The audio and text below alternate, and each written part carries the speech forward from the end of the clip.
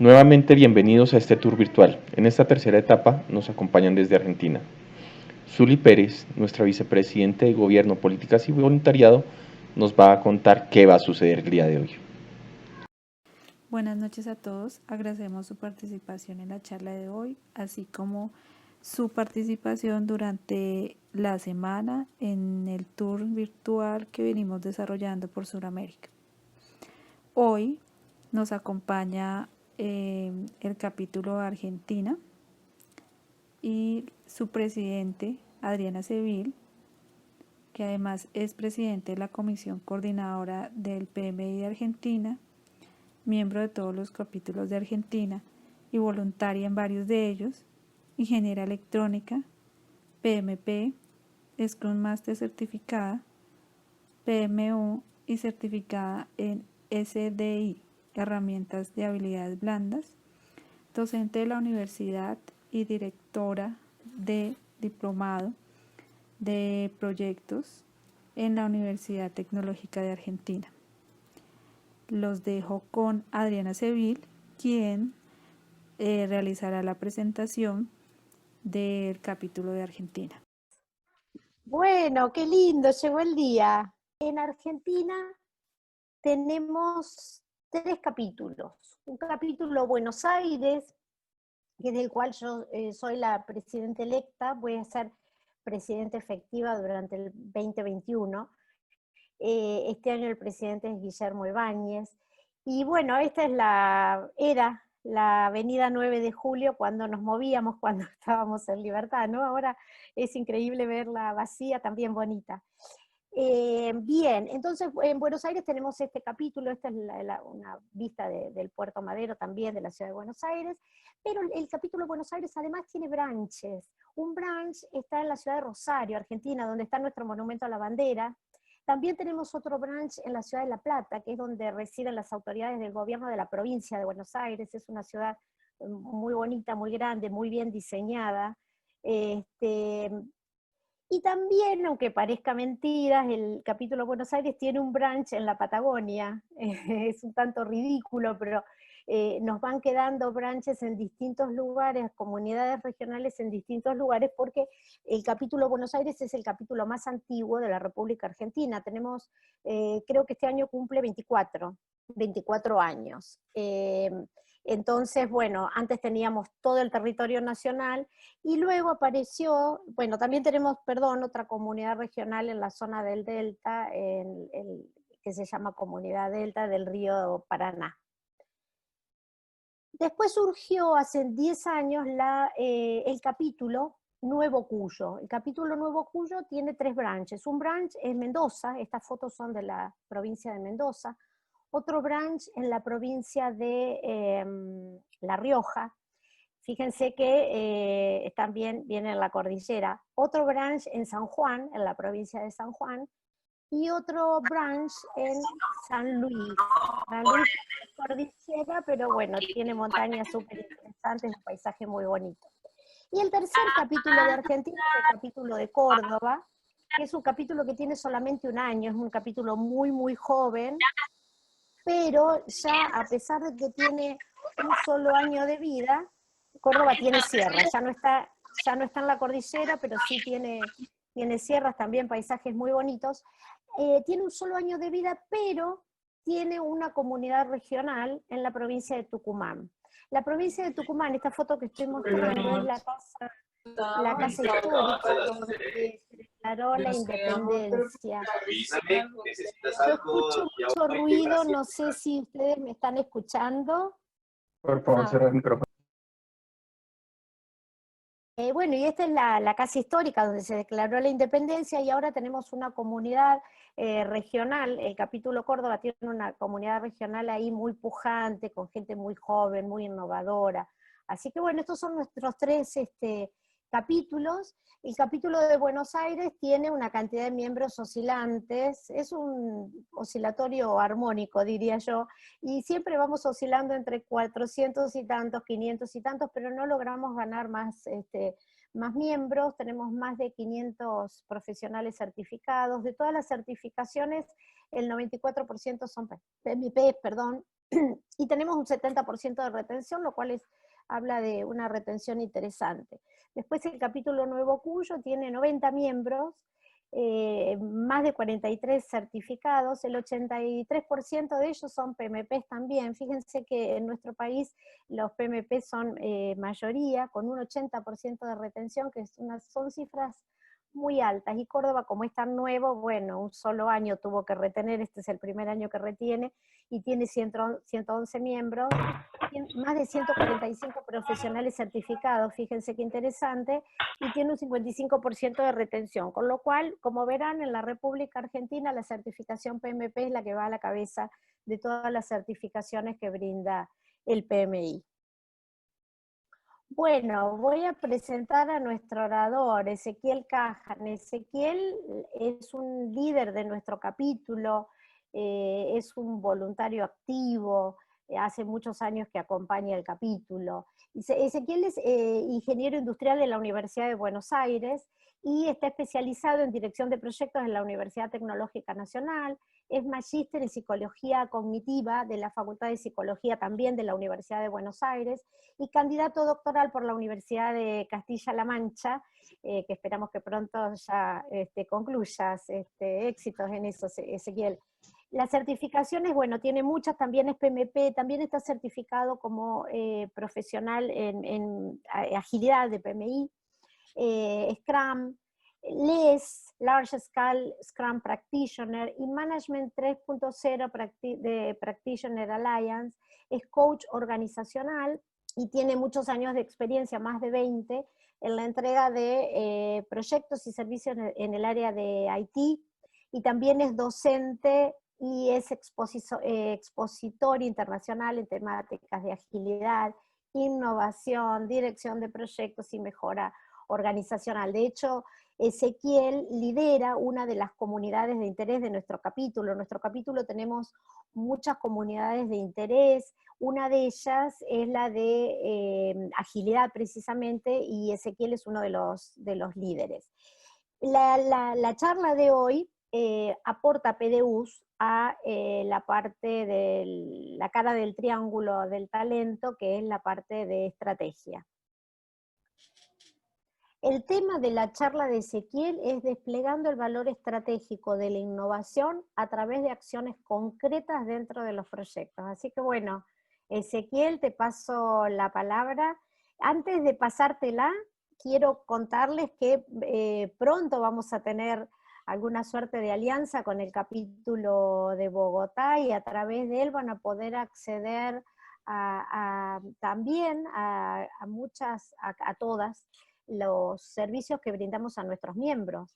Así que bueno, ya llegará el momento de contarles todo lo que hacemos por acá, y bueno, con gusto los vamos a estar esperando para que participen. Bueno, Ezequiel, es todo tuyo el micrófono. Muchísimas gracias. Muchísimas gracias, Adriana. Muchas gracias por la presentación.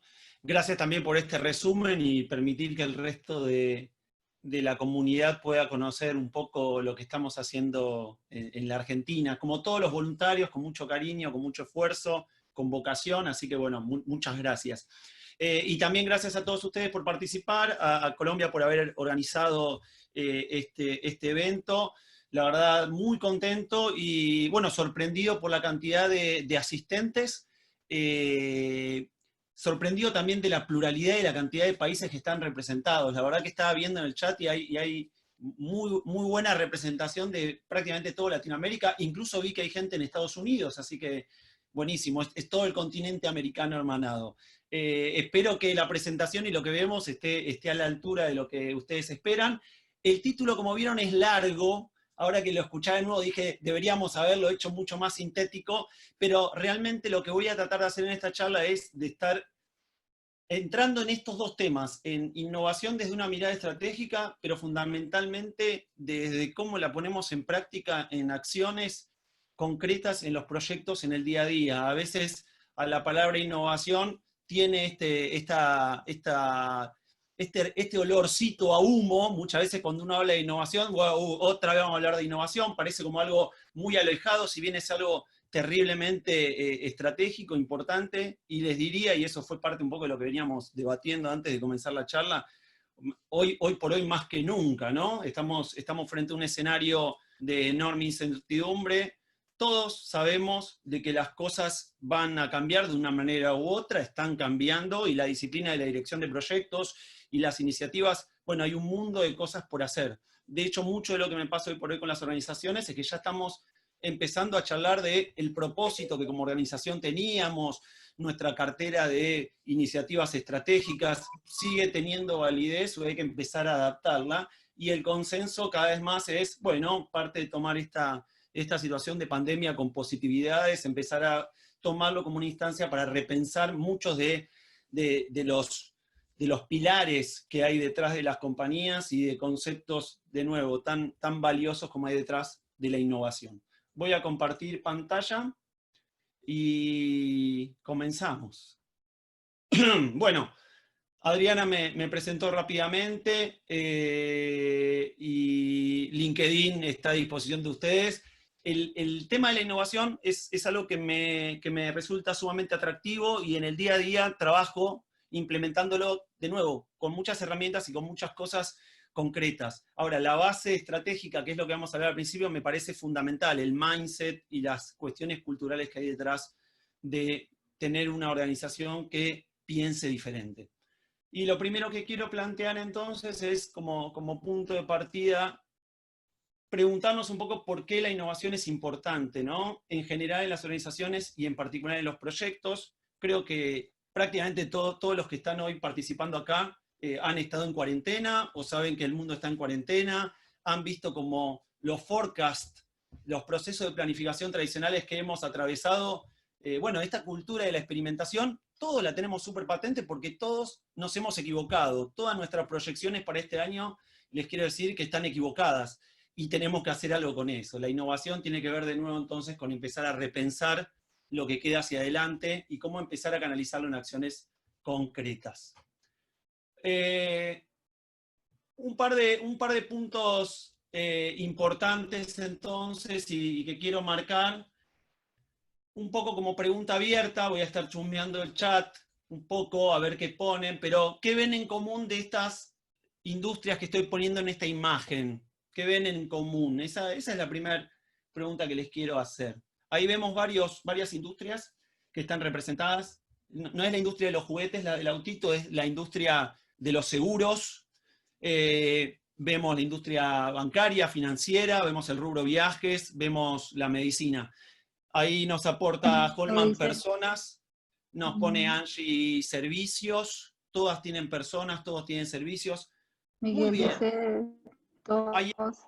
algo vinculado acá a los servicios, hay algo acá vinculado al contacto con las personas, ganadores y perdedores del COVID, ponen talento humano.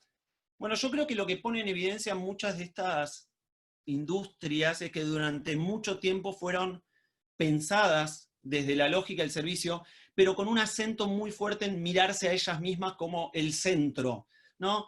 En la industria financiera, con la cual yo trabajo bastante, y la industria del seguro, esto de considerar como una parte imprescindible del proceso, ponerse en el centro de la experiencia, y si bien es políticamente correcto decir que miran a los clientes, hasta no hace mucho tiempo el centro eran ellos, ¿no? Era considerar que el valor era tácito en su existencia. Los seguros automotores, en muchos países otros seguros también son obligatorios, entonces no podés evitar. Los bancos, de alguna manera, necesitas tener tu plata y poder acceder a ella. Si te querés ir de viaje y hacer turismo, tenés que tomarte un avión. Y durante mucho tiempo tuvieron el centro en ellos mismos. Esto en términos de innovación, o en términos de estructuras organizacionales, decimos organizaciones que se miraban más hacia adentro que hacia afuera. Y de repente empieza a cambiar el mundo, la disrupción que nace en el mundo de la tecnología se empieza a extender en todos lados, y a estas industrias más tradicionales les empiezan a competir otras empresas que provienen por ahí de la tecnología, que provienen de la industria del retail, con otra forma de pensar, y mucho más centradas en la experiencia del cliente. Estas industrias, al final del día, como muchas otras, no tratan solo el servicio, sino tratan de mediar entre la generación de valor y la entrega de valor. Y ese valor es valor para el cliente. Y esa mirada empieza a recorrer cada vez más las organizaciones. Esto es decir, las organizaciones estamos en el medio, generamos ese valor, pero indudablemente lo valioso aparece cuando el cliente puede acceder a él. En la industria del seguro, valioso es que me paguen la póliza cuando tengo un siniestro. En la industria de los viajes, valioso es llegar a mi destino. Los médicos, yo tengo varios en mi familia, y muchas veces se autoexplican. No digo que los médicos no sean importantes, pero si pudiéramos comprar salud en la farmacia no iríamos nunca, ¿no? Esto empieza a aparecer cada vez más, trae cierta crisis y lleva a una revisión respecto de cómo generamos valor, cómo conectamos cada vez más con lo que los clientes nos solicitan y cómo hacemos para que esos ciclos sucedan más rápido. Ahora, como el medio está cambiando por la volatilidad, por la incertidumbre, por la complejidad de la globalización, de las pandemias, lo que está haciendo es que cada vez tengamos que ser más eficientes en esa identificación de lo que es valioso y en la generación, por ejemplo, a través de proyectos de ese valor.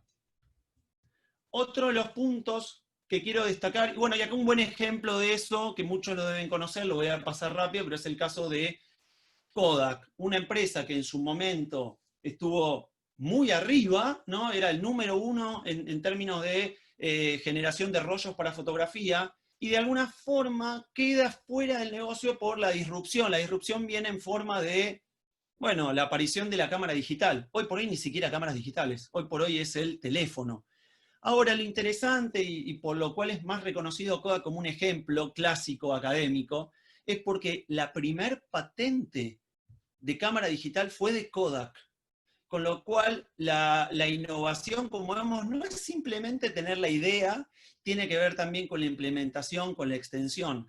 Lo que pasó probablemente, ahí trata de reflejarlo la curva, pero internamente la organización tenía muchos elementos de su cultura donde no se habilitaba la innovación. Y por más que tuvieron la patente en la distribución del presupuesto, en el diseño del portfolio estratégico, no lo supieron ver, y si lo supieron ver, tardaron en reaccionar, y si tardaron en reaccionar, tardaron en identificar dónde estaba la clave, dónde estaban los valores principales a trabajar en este sentido.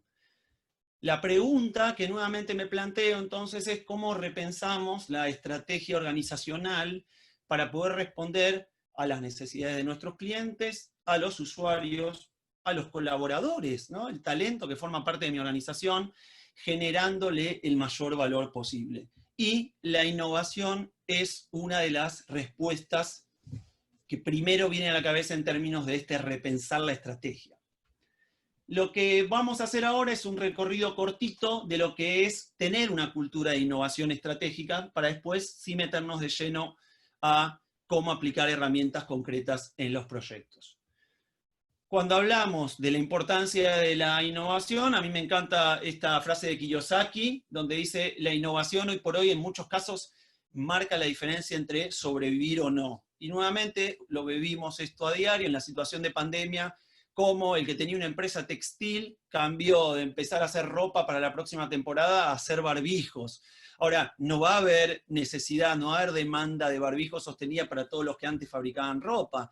¿Qué hace con el que fabricaba alhajas, cosméticos? ¿Qué hacen los que estábamos vinculados a la industria de la formación?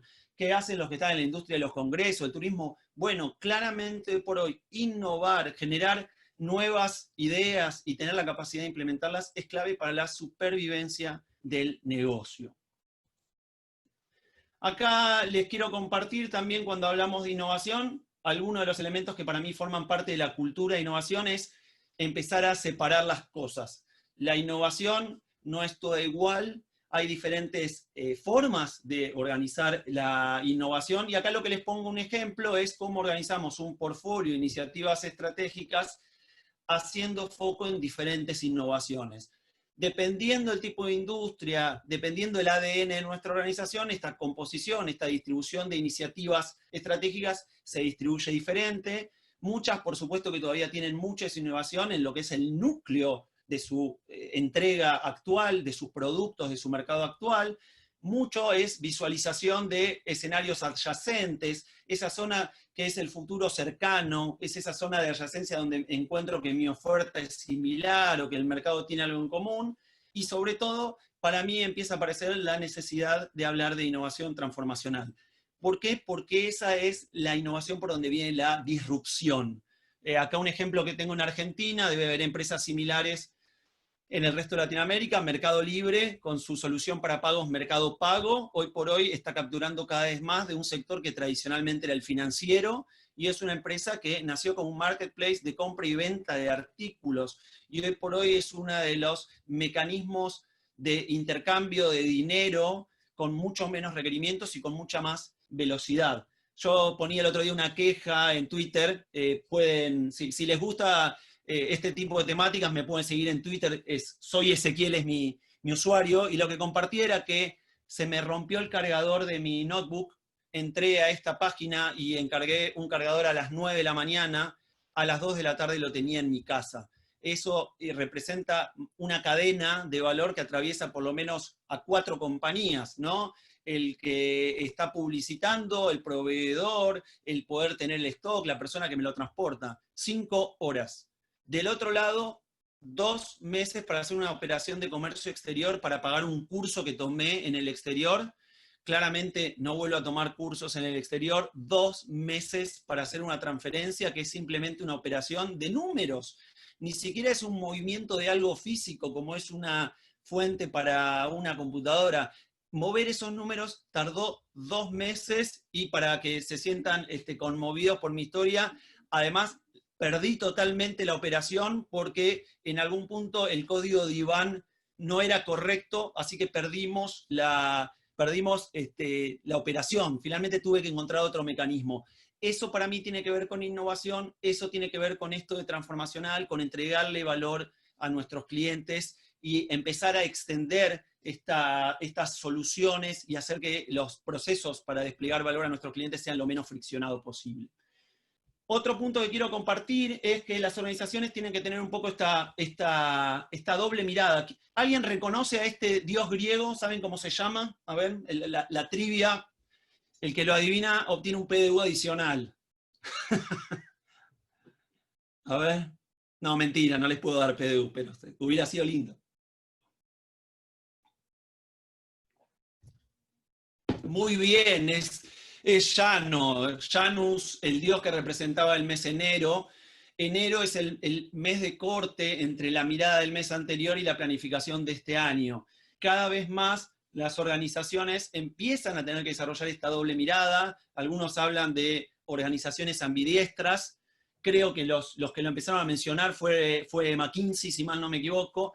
Y esto de la mirada ambidiestra no significa que con la innovación tengamos que tirar por la borda todo lo que estamos haciendo. No, todo lo que venimos haciendo hay que mantenerlo, hay que trabajar sobre eficiencia, sobre procesos, sobre estos productos que son el núcleo, pero no tenemos que perder de vista del futuro y empezar a incorporarlo en nuestro portfolio de iniciativas para tener un balance.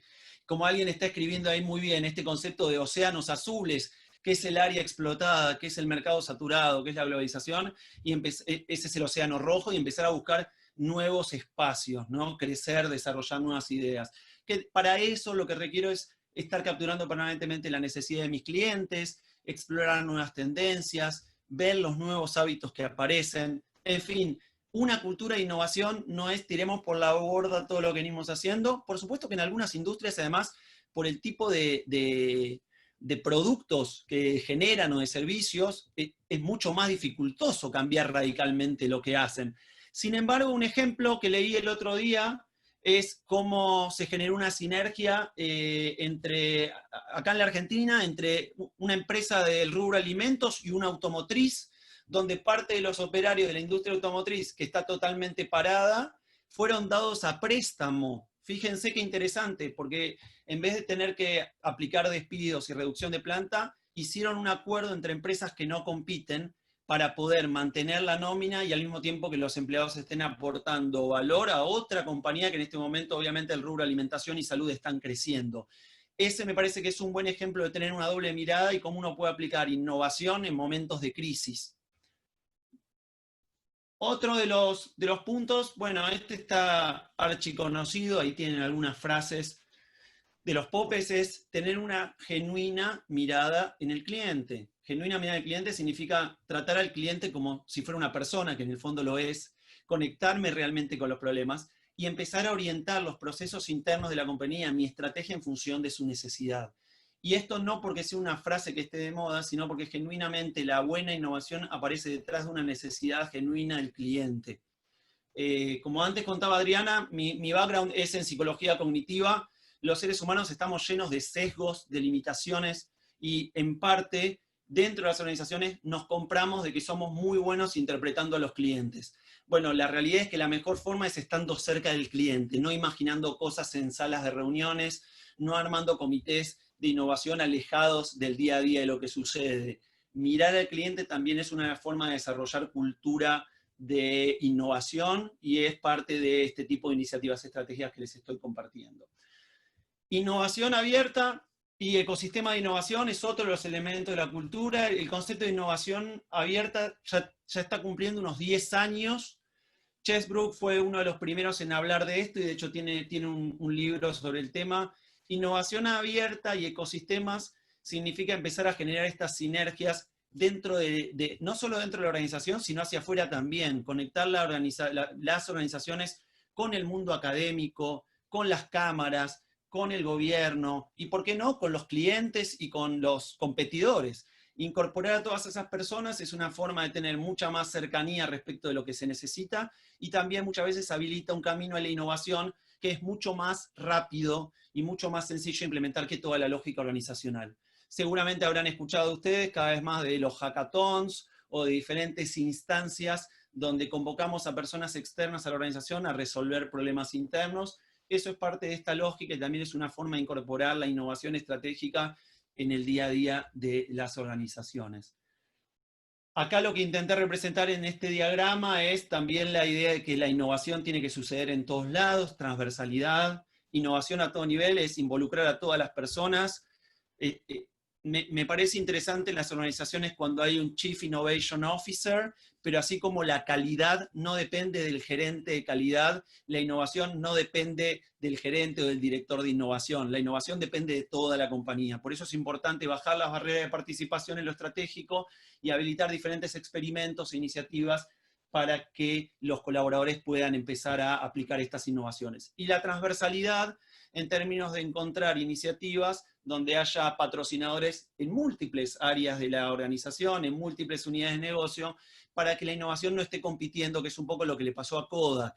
La innovación en cámaras digitales, el presupuesto se lo fui a pedir al director del producto film fotográfico, y por supuesto que el director de film fotográfico nunca me va a dar de su presupuesto para la cámara digital porque va en contra de sus propios objetivos. Lo que tenemos que encontrar como organización es estas sinergias entre las diferentes áreas de negocio para impulsar las innovaciones a todo lo largo de la organización. Bueno, voy a ir pasando porque tengo muchas cosas que quiero contarles, por algunos conceptos más para directamente entrar a los proyectos, ver la innovación como un mix entre viabilidad económica, factibilidad técnica y deseo. La innovación finalmente requiere de que despierte interés lo que estoy haciendo, de que sea factible en términos técnicos y también económicos. Eso lo que nos ayuda es a aterrizar muchas veces las iniciativas que son muy voladas y ponerle este manto de practicidad, de pragmatismo que nos lleva a poder aterrizarlas. Eso también forma parte de la cultura de la innovación, y hay varias estrategias que nos permiten estar mirándolo simultáneamente, desde que sea atractivo, pero que sea rentable y que también tengamos la capacidad de aplicarlo en el corto.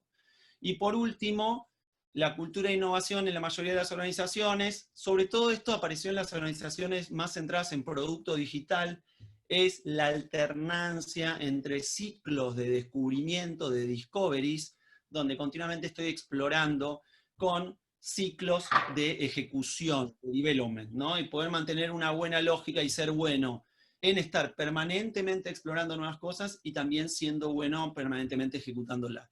Y no necesariamente todas las personas en mi organización son buenas para las dos cosas. Lo que tengo que encontrar son los mejores equipos y los mejores perfiles para cada una de estas necesidades, y como les contaba antes, tener un portfolio balanceado donde haya iniciativas más de investigación y de exploración, con iniciativas que lo que buscan es aterrizarlo en proyectos concretos. Ahora sí, voy a pasar rápidamente a la segunda cosa que les quería compartir, que era, bueno, genial, acá tenemos algunos conceptos de cultura e innovación en términos estratégicos. Tal vez no todos tengamos la capacidad de sentarnos en esa mesa chica que define esa estrategia. Tal vez aquellos de ustedes que están más involucrados en una PMO, que trabajan, y de nuevo, y no todas las PMO, esas PMO que trabajan sobre todo en una visión estratégica y construcción de portfolio, pueden trasladar estas iniciativas, pero los que estamos más cerca de la operación, del día a día de los proyectos, también podemos desplegar muchos de estos elementos en el día a día de los proyectos.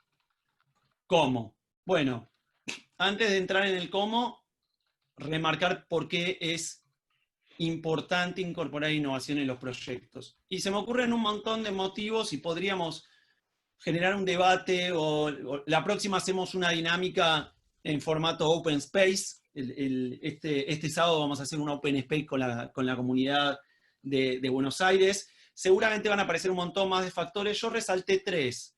A mí me parece que la innovación en los proyectos lo que nos permite es mejorar y aprender, incorporar pequeñas prácticas de innovación, nos permite la mejora de la dinámica y del proceso de llevar adelante proyectos y también el aprendizaje permanente de la organización, desarrollar una cultura de experimentación y de estar evolucionando, esto que nos está pasando con la pandemia. Yo doy muchas veces el ejemplo de los incendios, ojalá que a nadie se le haya incendiado la casa, pero ojalá también que no haya sido la primera vez que usan un matafuegos. Y muchos de nosotros tenemos un matafuego que se nos vence en el automóvil o en el departamento, y pocos somos los que usamos ese matafuego para probar.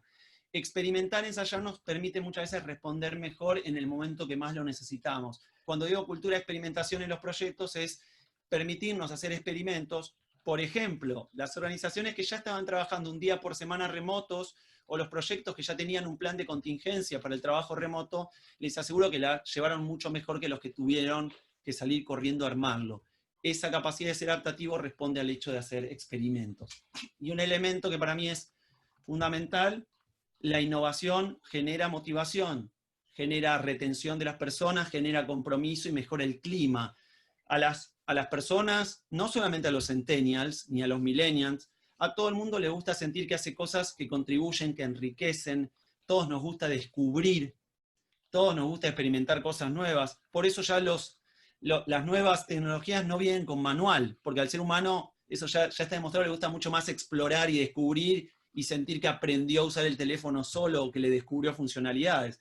Entonces me parece que hay un punto interesante en la motivación y como responsables, líderes de proyectos, tenemos que tener en cuenta que mientras más espacios de experimentación y de innovación haya, probablemente la gente más conectada se sienta con el proyecto. Acá aparece para mí una mirada que tiene que ver con mi área de investigación doctoral. Yo estoy haciendo un doctorado en Design Thinking, es un tema que trabajo hace unos 9 años, y me parece que el mindset del diseño es una buena forma de canalizar innovación en los proyectos. Este es un tema que las primeras charlas que di en el capítulo local fueron allá por el 2012, 2013, creo que está más patente que nunca y lo voy a repasar. Aquellos que ya conocen el proceso, no se los tengo que explicar demasiado a aquellos que no. Esta mentalidad del design thinking como un acercamiento en equipo, iterativo para la innovación, como una herramienta para lidiar con lo complejo, como una forma de encontrar mejores soluciones, entendiendo mejor el problema, ¿no? Esta mirada ágil, iterativa que nos aporta, creo que es una buena estrategia y un buen proceso para incorporar innovación en los proyectos. Acá les resumo uno de los procesos más tradicionales de Design Thinking. Este es el proceso de Stanford, del Human Computer Interaction con IDEO, forman un consorcio que define este proceso, y Design Thinking es eso, es un proceso, a mí como ingeniero me deja tranquilo, son 5 etapas, las primeras etapas más conectadas con explorar el espacio del problema, por eso vemos esta especie de curva que representa el espacio de la divergencia, la exploración, fases de encuadre y de síntesis de ese problema, cerrar el scope, una etapa de ideación que, como verán, las ideas son solamente un quinto del proceso de Design Thinking, y lo que es mucho más importante que las ideas, prototipar y validar. Design Thinking es un proceso entonces que unifica el espacio de los problemas con el espacio de las soluciones, y abrirnos a la exploración de los problemas en términos de nuestros clientes es uno de los habilitadores de la innovación. ¿Por qué permite canalizar innovación? Porque me permite conectarme mejor con lo que le está sucediendo a mi cliente, a mi usuario o a mi empleado. Bueno, dentro de la olla de lo que es Design Thinking hay muchos marcos teóricos. Hay innovación basada en diseño, hay centramiento en las personas, hay mucho de observación y técnicas etnográficas, hay mucho de construcción de escenarios y prospectiva, que en estos momentos también es súper interesante esto de poder imaginar escenarios y prototipar soluciones.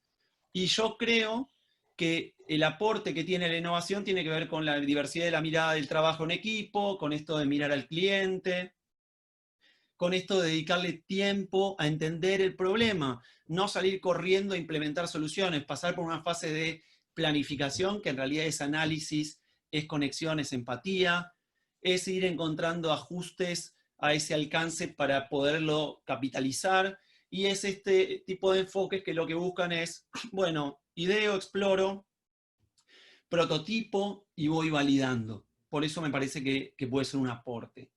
¿Cómo se conecta Design Thinking con el ciclo de vida de los proyectos? Yo creo que fundamentalmente poniendo mucho foco en la necesidad. Esto es, explorando los requerimientos. De hecho, mi tesis doctoral es sobre ingeniería de los requerimientos.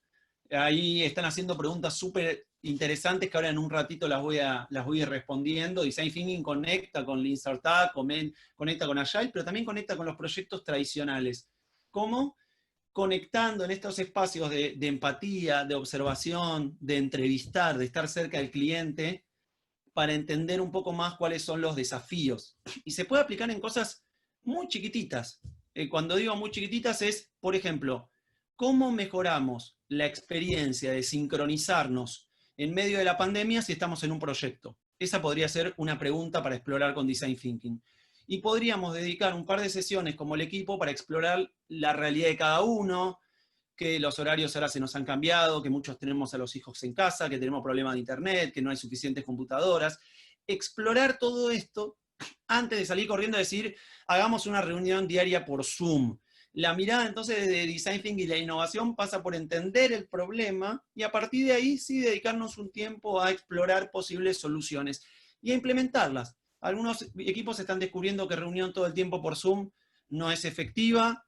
Zoom tiene una carga cognitiva muy grande, porque esto de tener tantas caritas y el mosaico hace que muchas veces nos cueste también performar.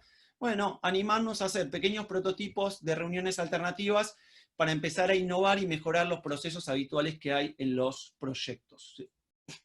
Y con esto completo. Vengo genial de tiempo porque quería dejar 10-15 minutos para contestar preguntas.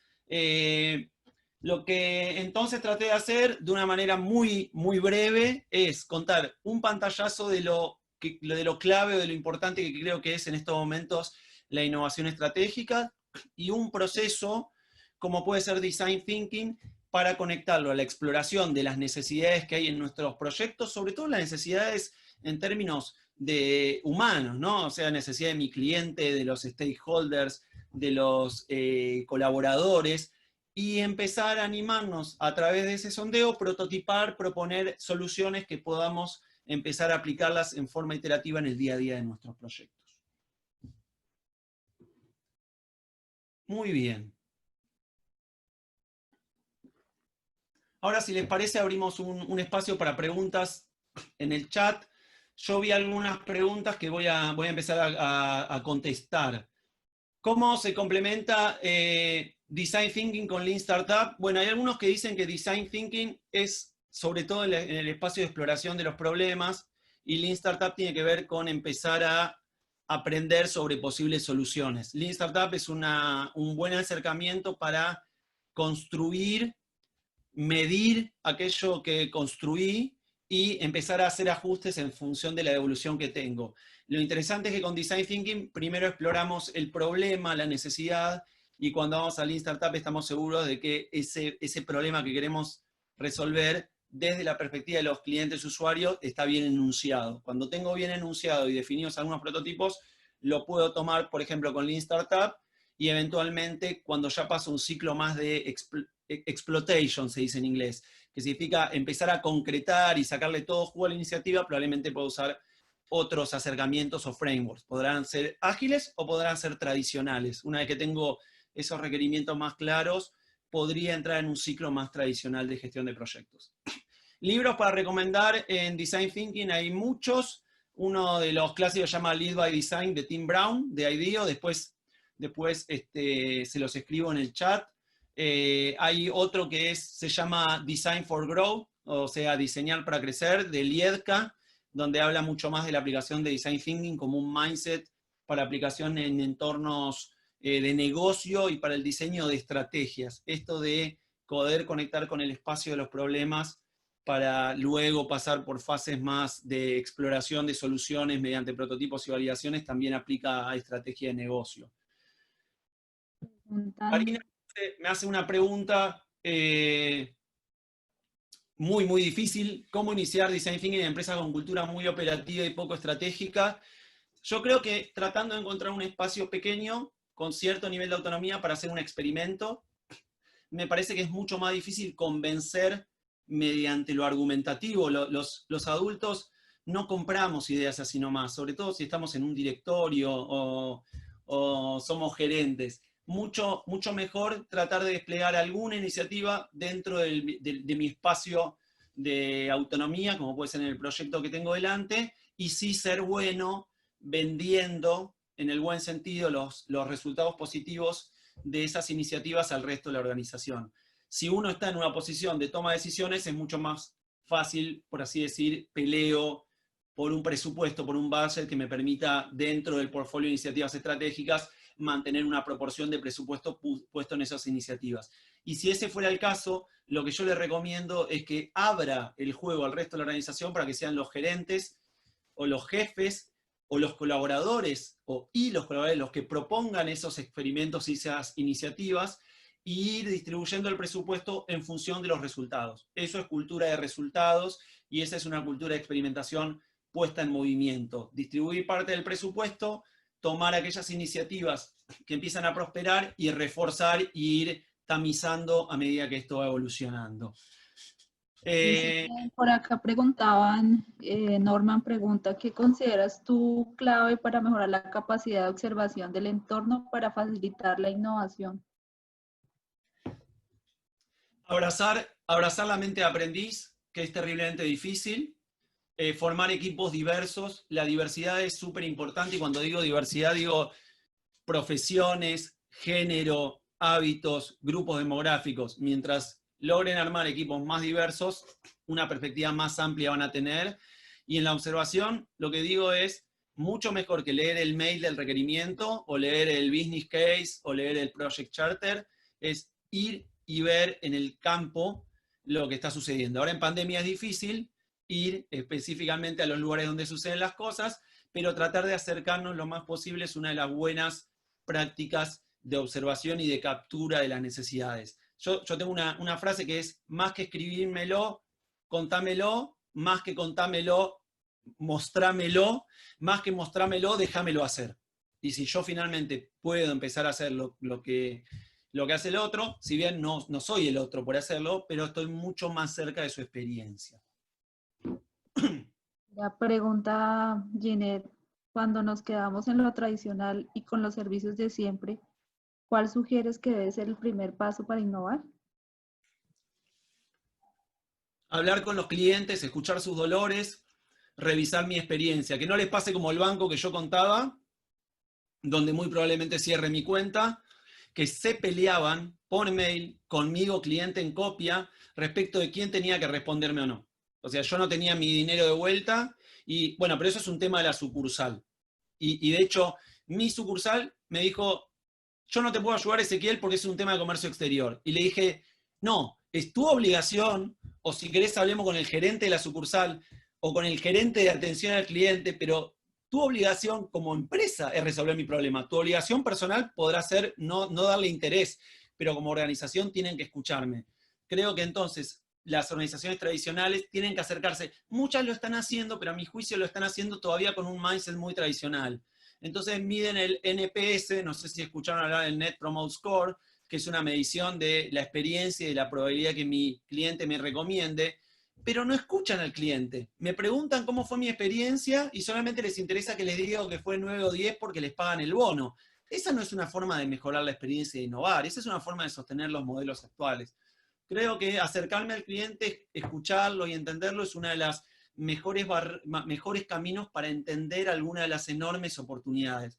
Y el otro día, en una reunión que hicimos del claustro de profesores de una de las universidades donde participo, justamente estábamos hablando que en este momento, y ese es un consejo para quienes de ustedes sean autónomos o tengan empresas como es mi caso, hay que hablar con el cliente y preguntarle qué dolor tiene. No hay que tratar de venderle nuestra solución, porque nuestra solución es pre-pandemia. Tenemos que pensar en soluciones interpandemia y post-pandemia, en esta situación que estamos, y lo mejor que podemos hacer es preguntarle dónde le duele a mi cliente, cómo lo podemos ayudar. No hacer más marketing tradicional, ofrecerle más de nuestro producto y reforzar y tratar de fortalecer una demanda que necesariamente va a estar cada vez más restringida. Vale. Bueno, pregunta Jaime Aquino. Ezequiel, para cada etapa de Design Thinking, ¿existe alguna puerta de aprobación de ideas? Design Thinking no es un método que tenga toll gates. Las etapas, de hecho, si bien yo las resumí como etapas, en la práctica están sobrepuestas. Design Thinking lo que tiene es un conjunto de técnicas dentro de cada una de las etapas, y los procesos de aprobación no son aprobaciones formales, sino que son intuiciones o aprendizajes de los equipos. No es un acercamiento prescriptivo, no es un acercamiento que responda a procesos de aprobación internos, sino que es un proceso que trabaja sobre todo en el aprendizaje y en la inmersión de un equipo en una problemática. Tal vez un primo cercano de Design Thinking, por ahí escucharon, se llama Design Sprint. Design Sprint es una metodología, o sea, es una secuencia cerrada de técnicas que tienen un orden, que tienen una duración. En Design Sprint sí hay aprobaciones, y de hecho hay un patrocinador, un sponsor, que es quien elige las ideas principales y selecciona también cuáles se van a ir construyendo en prototipos. Pero Design Thinking, como un paraguas conceptual más grande, en principio no define estos toll gates, y probablemente haya muchos idas y vueltas. Lo que tenemos que entender es que detrás del Design Thinking hay un modo de pensar que es un poco diferente al del negocio tradicional. No es un acercamiento prescriptivo, no es un acercamiento basado en números, es un acercamiento más basado en lo experiencial y en lo subjetivo, porque lo que busca justamente, la innovación es difícil de sistematizarla. Se pueden definir procesos, se pueden acompañar con recomendaciones, pero después hay un recorrido que depende mucho de las circunstancias de cada organización, ¿sí? Es como hay una serie de pasos, por así decir. Yo no pasaría una fase de ideación si no tengo bien definido el problema. Yo no pasaría una fase de definición si no tengo bien explorado el problema. Tal vez eso es lo más parecido a un tollgate, pero no es un proceso de aprobación formal como puede ser en un proyecto tradicional, que haya una revisión de un área que te lo valida o no. Pregunta Juli. Por lo que entendí, para iniciar una startup basado en producto, recomiendas iniciar con Design Thinking, pero luego usar Lean Startup. En realidad, yo no quisiera recomendarles nada, porque no conozco las circunstancias ni el contexto, entonces estaría mal que yo les recomiendo. Lo que he visto funcionar muchas veces en las organizaciones centradas en productos digitales, sí es definir muy bien el problema, y Design Thinking me aporta, y sí, Lean Startup es un buen acercamiento para entender si encontré algo que genuinamente despliegue interés. Algunas organizaciones conozco, primero aplican Lean Startup para poder empezar a mover la rueda, y una vez que lo tienen más consolidado, empiezan a aplicar Design Thinking. Y de hecho yo trabajé en proyectos de transformación en el sector financiero para bancos muy, muy grandes en México, para uno de los bancos más grandes de México, y usábamos ciclos de Design Thinking para hacer discoveries y entender un poco algunos de los procesos del banco, como puede ser los procesos de apertura de cuentas, que son procesos largos y con impacto en la operación, y usábamos parte de estos conceptos de Design Thinking para asegurarnos que entendíamos la necesidad del cliente y para eso armábamos prototipos. Y no codificábamos una línea de código y no construíamos ningún producto hasta estar seguros de que habíamos entendido bien el problema y que habíamos capturado la esencia de la solución. En ese caso usamos Design Thinking y un mix de diferentes acercamientos ágiles, escalados, que otro día charlamos sobre el tema, pero había mezcla de elementos de Scrum, de Nexus, de Less, de Safe, de Scrum at Scale, para poder asegurar que hubiera una entrega continua de valor en un proyecto que tradicionalmente tardaban un año en entregar algo, una vez por mes estar entregándoles un pedacito de este producto, un circuito o un segmento de clientes con una solución. Y ahí usamos Design Thinking para todo lo que es la fase de descubrimiento y entendimiento de la necesidad, y acercamientos ágiles, mal llamados metodologías ágiles, para la implementación de soluciones. Muy bien. Pregunta Enrique Mosquera, ¿cuál es el método que aplicas para conducir a la gente al proceso de diseño y profundizar en elementos de valor? Bueno, hay muchos elementos, hay muchos procesos. Design Thinking tiene muchas técnicas. Acá de nuevo quiero resaltar y también diferenciar. Hay algunos elementos, como les contaba antes, más de índole estratégica, como definir horizontes de innovación. De hecho, les voy a recomendar, si les interesa el tema, un libro que es relativamente reciente y que se llama, está acá en la referencia, está acá, The Corporate Startup. Es un libro muy interesante respecto de esto de innovación estratégica para empresas tradicionales o para grandes corporaciones que funcionen como startup. Ahí es una buena recomendación porque habla sobre 5 elementos que conforman un ecosistema de innovación. Eso va más allá de Design Thinking, que para mí es un buen proceso, como les decía, para aplicar en proyectos. Muchas veces lo que hay que hacer es cambiar algunos elementos culturales, como por ejemplo, romper el comité de innovación, que no sea un grupo de personas cerradas, y abrir mecanismos mucho más participativos, hacer eventos abiertos en la compañía, como pueden ser Lean Coffee o Lean, hay varias aproximaciones, Open Space Technology, otros ejemplos como Café del Mundo, World Café, que son instancias mucho más participativas, donde como organización nos sentamos 1000 personas a explorar posibilidades, problemáticas y empezar a esgrimir algunos posibles elementos de solución. Creo que, de nuevo, esta idea del genio creativo que se le ocurren las ideas no es tan real en la mayoría de las organizaciones. Creo que el trabajo unificado de muchas de las personas de la organización ayuda, y que este diseño, muchas veces la habilidad de diseñar ya la tenemos, porque en las empresas hay capacidad de construir, de proponer soluciones. Lo que hay que hacer para mí es poner foco en los problemas correctos y desplegar la capacidad que tenemos de la entrega muy focalizada. Si es con proyectos más chiquititos, para mí mejor, porque siempre hay una cuota de riesgo y porque puede suceder que el mundo vaya cambiando mientras hacemos el proyecto de transformación a 10 años. Entonces es preferible aplicar esto en horizontes más cortos y exploratorios.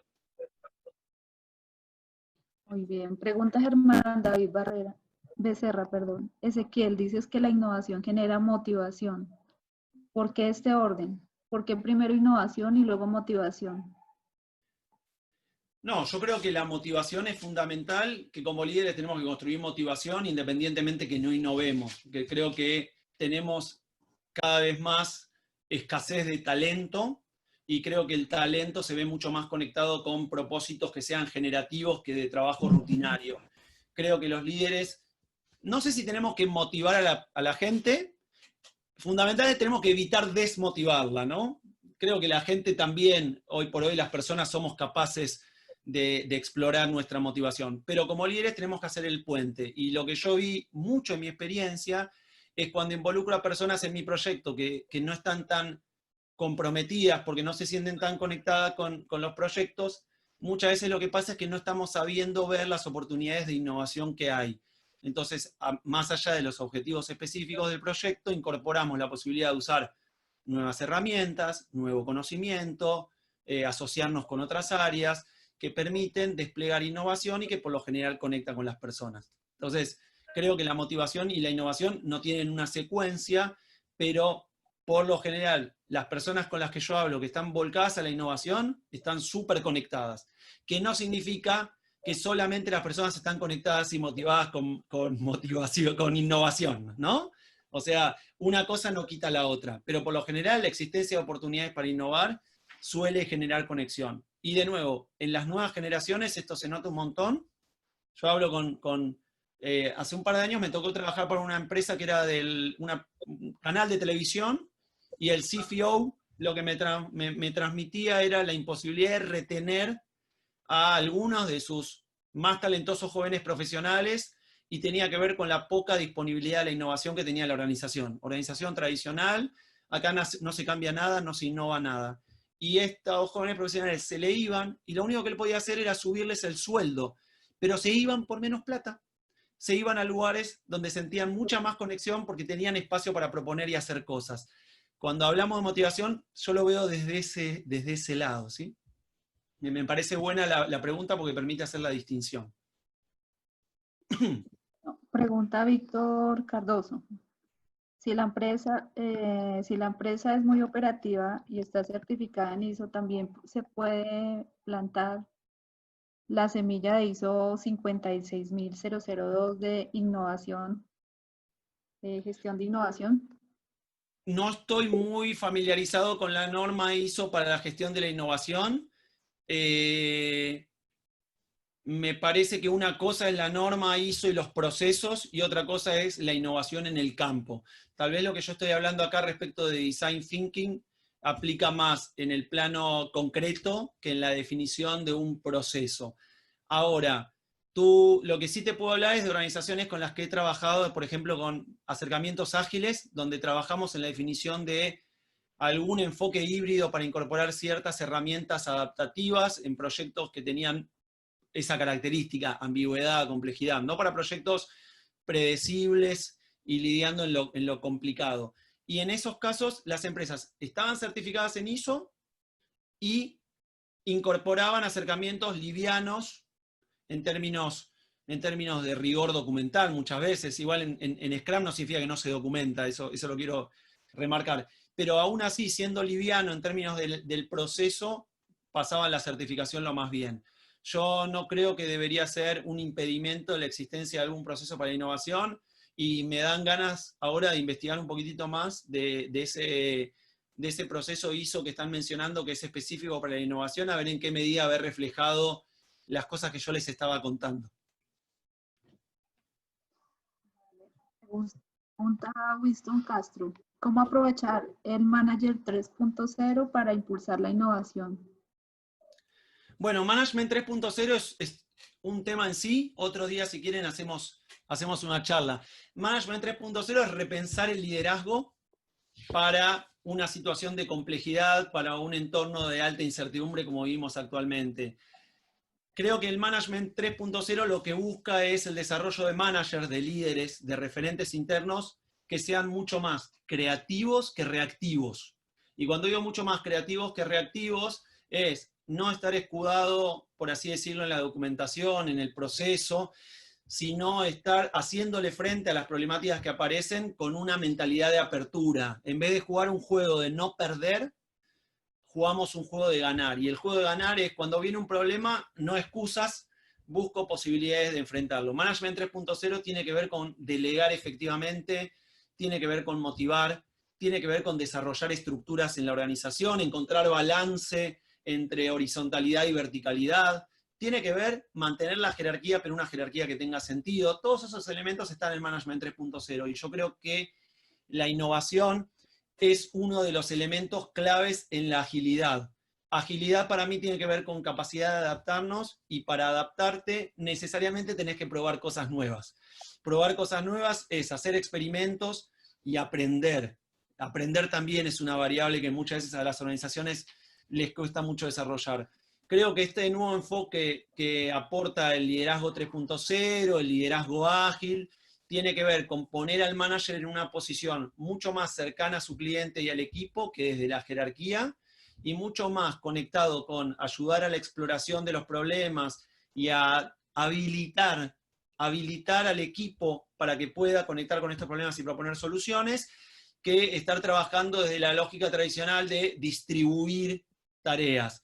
Hay un par de profesionales hoy por hoy en temáticas de cambio organizacional que empiezan a hablar de middle management-less organizations, o sea, organizaciones con menos mandos medios, para que de alguna forma todo lo que tiene que ver con una capa más, por así decirlo, jerárquica o de control del día a día de lo que hace la gente, esté lo más acotadito posible y que el management esté muy pegado, por ejemplo, a estar explorando iniciativas, por ejemplo, ayudando a resolver problemáticas que existen dentro de mis equipos, ¿no? Habilitadores creativos más que armando, y lo digo con conocimiento de causa, porque fui project manager en proyectos de índole tradicional y en proyectos muy complejos. Trabajé muchos años con proyectos de implementación de SAP, de SAP, que es un ERP de clase mundial, y los proyectos daban vuelta a la organización entera, y como project manager yo pasaba mucho tiempo elaborando status report, midiendo el avance de cada uno de los frentes, tratando de tener la mayor cantidad de conversaciones, pero aún así con una carga muy fuerte de ciertas estructuras en la compañía, la PMO corporativa, las reuniones de directorio. Con el tiempo me fui dando cuenta que hay que tratar de esa capa mantenerla, pero lo más liviana, y hay que tratar de encontrar nexos en el día a día para poder acompañar a los equipos y que ellos puedan hacer que esta rueda se esté moviendo, ¿no? Y al mismo tiempo uno también puede estar más en la estrategia, en la construcción de escenarios, en la proposición de soluciones alternativas. Vale, nos quedan varias preguntas, pero bueno, vamos a hacer 2 más. Eso. Pues para respetar el tiempo. Y pues, vale, entonces dice César Mendoza, la innovación se asocia a riesgo, creatividad y desconexión con la continuidad y tradición. ¿Es más viable asignar la innovación a profesionales más jóvenes que experimentados? ¿O nada que ver necesariamente con la edad y la experiencia, sino con la actitud? Los mejores resultados que he tenido implementando estos procesos es con equipos diversos, donde hay gente con más años, gente con menos años, gente con más experiencia profesional, gente con menos experiencia, gente con más formación, gente con menos. Creo que es mucho más rico cuando en el equipo hay un poco de cada cosa de la compañía que cuando lo acercamos solamente a cierta generación. Y yo, mientras más años tengo, más respeto le tengo a las generaciones previas. Y en ese sentido creo que hay un aporte genuino que pueden hacer las personas que están hace mucho porque entienden mucho de los problemas. Lo que sí puede ser es que las generaciones más jóvenes tengan... En Argentina decimos esto de ser un poco desfachatados, significa de no tenerle tanto miedo a la jerarquía. Para mí eso es muy interesante porque las personas más jóvenes en muchos casos no le tienen tanto respeto. Eso es bueno y es malo a las investiduras, a las estructuras tradicionales. Creo que eso es interesante para capitalizar, pero no sacaría de ninguna manera de los ciclos de innovación a la gente que está tradicionalmente. Lo que no haría es imponer, sumar a un equipo de innovación a las personas que no quieren innovar o están negadas o no les interesa. Creo que uno no puede imponerlo, pero hay muchísima gente en mi experiencia con la que he trabajado que tiene muchísimos años, tiene muchas ganas de aportar y fundamentalmente tienen un buen entendimiento del problema, que es más importante para mí a veces que las ideas. Las ideas las tiene Google. Google es el nuevo cerebro de la humanidad. Creo que el aporte genuino es el claro entendimiento de los problemas, la conexión con lo que le sucede a mi cliente. Así que armar equipos híbridos. Y lo último que quiero decir sobre eso es, muchos ahora hablan que en realidad los que consideramos que son nativos digitales, no son nativos digitales, son nativos en redes sociales. Mis hijos son muy hábiles para utilizar las redes sociales, pero no manejan tan bien todo el repositorio de herramientas digitales. Y en ese sentido creo que a las nuevas generaciones también les pasa a veces que tienen mucho de superficialidad en la forma en que abordan las cosas. Así que vamos para adelante los que estamos en los 40 y pico, 50 y pico, 60 y pico, que hay mucho espacio y necesidad para innovar también en esas generaciones. Vale, pregunta Luis Salazar, ¿se puede afirmar que un punto de partida para innovar son las lecciones aprendidas?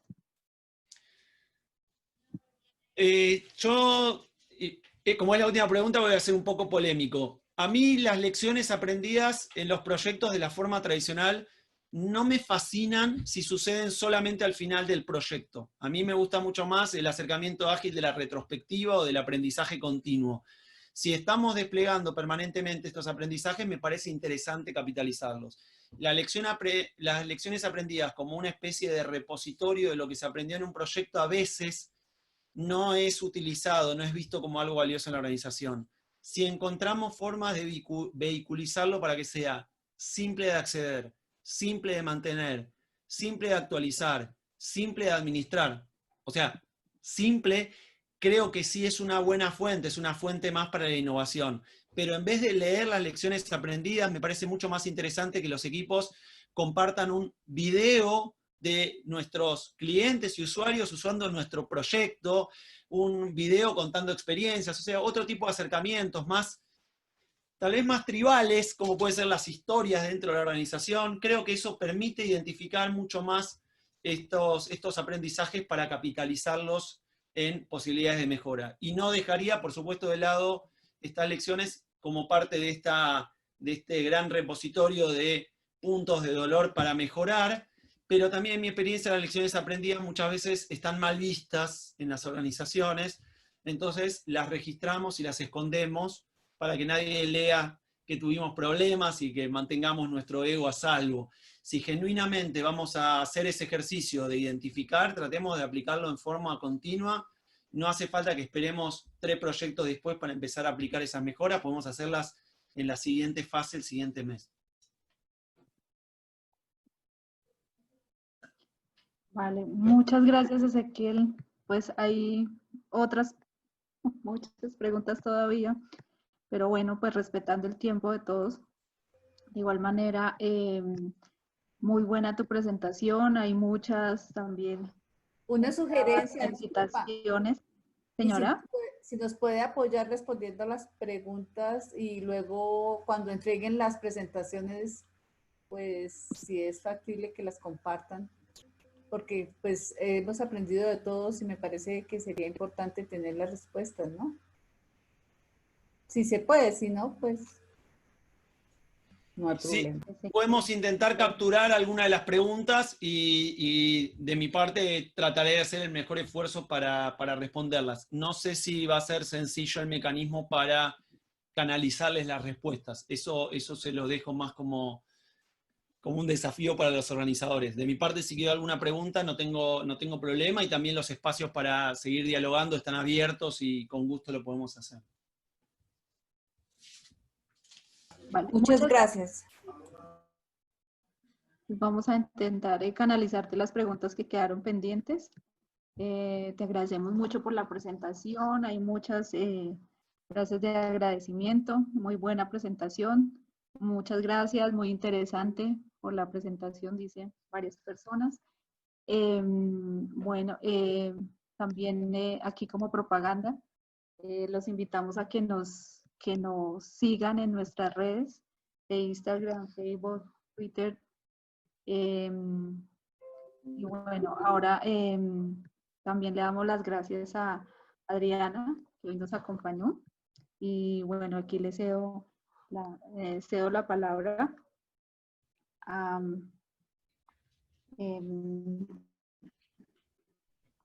bueno, cedo la palabra para que cerremos. Ven, y lo del código para los PDUs. Ya ahorita al finalizar, ya colocamos el código. Bueno, don Luis, entonces le cedo la palabra.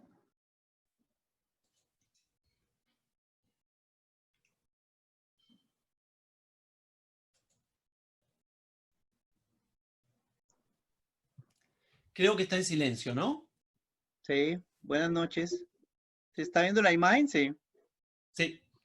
Sí, sí, señor. Bueno, pues agradecerle a Ezequiel su participación. Este tema, como se dan cuenta, es un tema que no solamente es para una charla, sino es para una serie de charlas. Yo creo que vamos a tener que acordar con usted que nos siga ampliando una serie de webinar, porque realmente el tema es muy interesante y creo que con una sola charla nos deja iniciados y ya, como si usted se puede dar cuenta, quedan muchas preguntas que seguramente para resolverlas se necesitarán varias charlas, pero muchas gracias por su participación, muy interesante, realmente muy enriquecedor y creo que es un tema que a todos nos aplica en nuestro rol o en nuestro cargo donde estemos trabajando, seguramente lo tenemos que aplicar.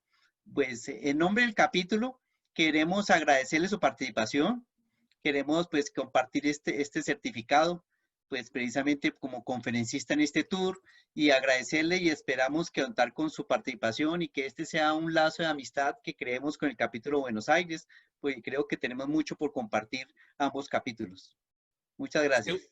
No, muchísimas gracias de mi parte. Me encantó este espacio además de preguntas. Hay muchísimo acá, como dicen ustedes, para profundizar. Esto era un poco como cuando vamos a un restaurante y nos traen esos postres que vienen un poquitito de cada cosa, que nos dan ganas de comer más de cada uno. Bueno, ese era un poco el espíritu. Y me encantaron las preguntas que surgieron, súper interesantes, así que agradecidísimo de nuevo al capítulo organizador, al capítulo de la Argentina, también por haberme dado esta posibilidad y súper contentos para lo que necesito cuenten conmigo. Bueno, yo también quiero darles las gracias a Bogotá, al capítulo Bogotá, por supuesto a todos los que participaron, por supuesto a Ezequiel por haberse sumado con tan buena predisposición a nuestra invitación a participar. Así que bueno, muchísimas gracias y espero que esto sea el inicio de una relación que nos traiga beneficios a todos, ¿no? Gracias. Muchas gracias, Adriana, por habernos acompañado. Hasta pronto. Gracias. Feliz noche. Que sigan muy bien. Muy buenas noches para todos.